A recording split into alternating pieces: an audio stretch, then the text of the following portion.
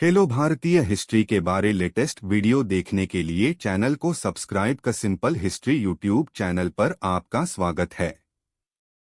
द्रौपदी स्वयंवर। स्वयंवर सभा में अनेक देशों के राजा महाराजा एवं राजकुमार पधारे हुए थे। एक ओर श्री कृष्ण अपने बड़े भाई बलराम तथा गणमान्य यदुवंशियों के साथ विराजमान थे। वहां वे ब्राह्मणों की पंक्ति में जाकर बैठ गए। कुछ ही देर में राजकुमारी द्रौपदी हाथ में वरमाला लिए अपने भाई धृष्टद्युम्न के साथ उस सभा में पहुंची। धृष्टद्युम्न ने सभा को संबोधित करते हुए कहा, हे विभिन्न देश से पधारे राजा महाराजाओं एवं अन्य गणमान्य जनों, इस मंडप में बने स्तंभ के ऊपर बने हुए उस घूमते हुए यंत्र पर ध्यान दीजिए। उस यंत्र में एक मछली लटकी हुई है तथा यंत्र के साथ घूम रही है। आपको स्तंभ के नीचे रखे हुए तैलपात्र में मछली के प्रतिबिंब को देखते हुए बाण चलाकर मछली की आंख को निशाना बनाना है। मछली की आंख में सफल निशाना लगाने वाले से मेरी बहन द्रौपदी का विवाह होगा।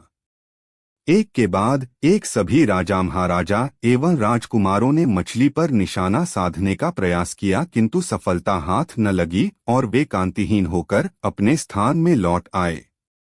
इन असफल लोगों में जरासंध, शल्य, शिशुपाल तथा दुर्योधन, दुशासन आदि कौरव भी सम्मिलित थे। कौरवों के असफल होने पर दुर्योधन के परम मित्र कर्ण ने मछली को निशाना बनाने के लिए धनुष उठाया, किंतु उन्हें देखकर द्रौपदी बोल उठीं, यह सूतपुत्र है, इसलिए मैं इसका वरण नहीं कर सकती। द्रौपदी के वचनों को सुनकर कर्ण ने लज्जित होकर धनुष बाण रख दिया। उसके पश्चात ब्राह्मणों की पंक्ति से उठकर अर्जुन ने निशाना लगाने के लिए धनुष उठा लिया। एक ब्राह्मण को राजकुमारी के स्वयंवर के लिए उद्यत देख वहां उपस्थित जनों को अत्यंत आश्चर्य हुआ, किंतु ब्राह्मणों के क्षत्रियों से अधिक श्रेष्ठ होने के कारण से उन्हें कोई रोक न सका। अर्जुन ने तैलपात्र में मछली के प्रतिबिंब को देखते हुए एक ही बाण से मछली की आंख को भेद दिया। द्रौपदी ने आगे बढ़कर अर्जुन के गले में वरमाला डाल दिया। एक ब्राह्मण के गले में द्रौपदी को वरमाला डालते देख समस्त क्षत्रिय राजा महाराजा एवं राजकुमारों ने क्रोधित होकर अर्जुन पर आक्रमण कर दिया। अर्जुन की सहायता के लिए शेष पांडव भी आ गए और पांडवों तथा क्षत्रिय राजाओं में घमासान युद्ध होने लगा। श्री कृष्ण ने अर्जुन को पहले ही पहचान लिया था, इसलिए उन्होंने बीच बचाव करके युद्ध को शांत करा दिया। दुर्योधन ने भी अनुमान लगा लिया कि निशाना लगाने वाला अर्जुन ही रहा होगा और उसका साथ देने वाले शेष पांडव रहे होंगे। वारणावत के लाक्षागृह से पांडवों के बच निकलने पर उसे अत्यंत आश्चर्य होने लगा। पांडव द्रौपदी को साथ लेकर वहां पहुंचे जहां वे अपनी माता कुंती के साथ निवास कर रहे थे। द्वार से ही अर्जुन ने पुकार कर अपनी माता से कहा, माते, आज हम लोग आपके लिए एक अद्भुत भिक्षा लेकर आए हैं। उस पर कुंती ने भीतर से ही कहा, पुत्रों, तुम लोग आपस में मिलबांट उसका उपभोग कर लो। बाद में यह ज्ञात होने पर कि भिक्षा वधू के रूप में है, कुंती को अत्यंत पश्चाताप हुआ, किंतु माता के वचनों को सत्य सिद्ध करने के लिए कुंती ने पांचों पांडवों को पति के रूप में स्वीकार कर लिया। पांडवों के द्रौपदी को साथ लेकर अपने निवास पर पहुंचने के कुछ काल पश्चात उनके पीछे पीछे कृष्ण भी वहां पर आ पहुंचे। कृष्ण ने अपनी बुआ कुंती के चरण स्पर्श करके आशीर्वाद प्राप्त किया और सभी पांडवों से गले मिले। औपचारिकताएं पूर्ण होने के पश्चात युधिष्ठिर ने कृष्ण से पूछा, हे द्वारिकाधीश, आपने हमारे इस अज्ञातवास में हमें पहचान कैसे लिया? कृष्ण ने उत्तर दिया, भीम और अर्जुन के पराक्रम को देखने के पश्चात भला मैं आप लोगों को कैसे न पहचानता। सभी से भेंट मुलाकात करके कृष्ण वहां से अपनी नगरी द्वारिका चले गए। फिर पांचों भाइयों ने भिक्षावृत्ति से भोजन सामग्री एकत्रित किया और उसे लाकर माता कुंती के सामने रख दिया। कुंती ने द्रौपदी से कहा, देवी, इस भिक्षा से पहले देवताओं के अंश निकालो, फिर ब्राह्मणों को भिक्षा दो, तत्पश्चात आश्रितों का अंश अलग करो। उसके बाद जो शेष बचे उसका आधा भाग भीम को और शेष आधा भाग हम सभी को भोजन के लिए परोसो।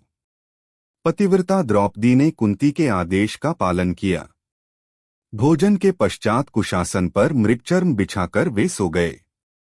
द्रौपदी माता के पैरों की ओर सोई।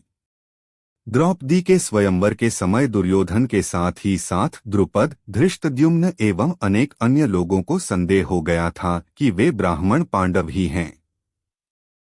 उनकी परीक्षा करने के लिए द्रुपद ने धृष्टद्युम्न को भेजकर उन्हें अपने राजप्रासाद में बुलवा लिया।